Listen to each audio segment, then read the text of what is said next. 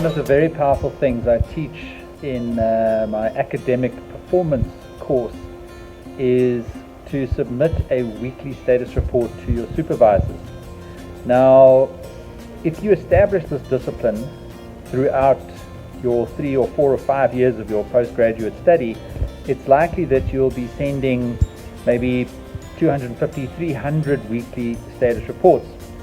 But if you use that status report on a weekly basis to consolidate all the other communication and emails and attachments and documents, etc., that you would normally have sent your supervisors, then what you're doing is you're streamlining your communication with them, and you're giving your supervisors a useful pattern or regular rhythm with which to communicate with you. Now, there will be times during your studies when you'll need obviously a lot more time from them and interactions, meetings and so on, but in the regular course of events, if you just get into this habit, and I used to send my status report on a Sunday night, and it very simply tracked the maximum of 5 things that I had done the previous week and a maximum of 5 things that I committed in that email to them that I was going to do the following week, and then it just tracked any issues or questions that I had, and then it had a RAG status, red, amber, green, where was I from a self-assessment point of view.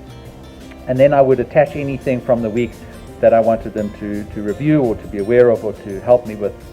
And my 3 supervisors got used to receiving my weekly status report on a Monday morning. I would send it on a Sunday night, so that was my pattern. And there were definitely weeks when I just hadn't got around to doing anything, and that's fine, that's normal. In your studies, you will have weeks when you just cannot get to it, especially if you're a part-time student like I was. But eventually you realize, okay, what I write down in this section where I commit to what I'm going to do the next week, I must only put in there what I can actually achieve. So there were some times in my life when I was very busy and I could only commit to 2 or 3 things, and I didn't want to commit to too much, because I knew that the next week those things would still be on the list of things that I had to do. And all I needed to do in the coming week was move a few things from the list of what I planned to do to the list of things that I had done.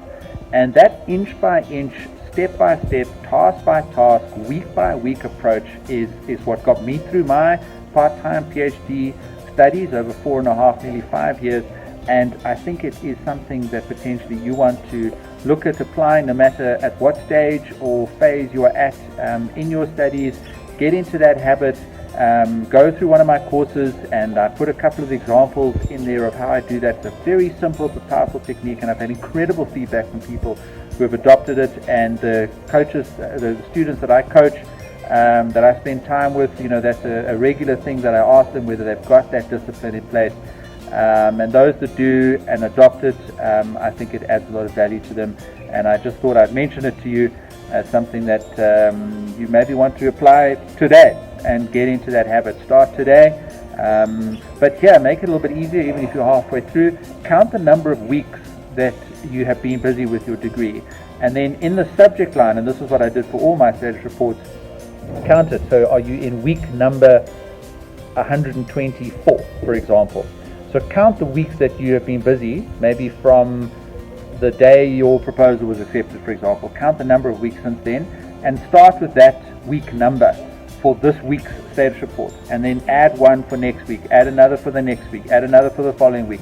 And before you know it, you'll have been getting through another 5, 6, 7, 8, 9, 10 weeks of that Kanban principle of simply listing what it is that you want to do, listing the things that you've done, and then sharing that with your supervisor on a weekly basis. Go get your weekly status reports up and running today.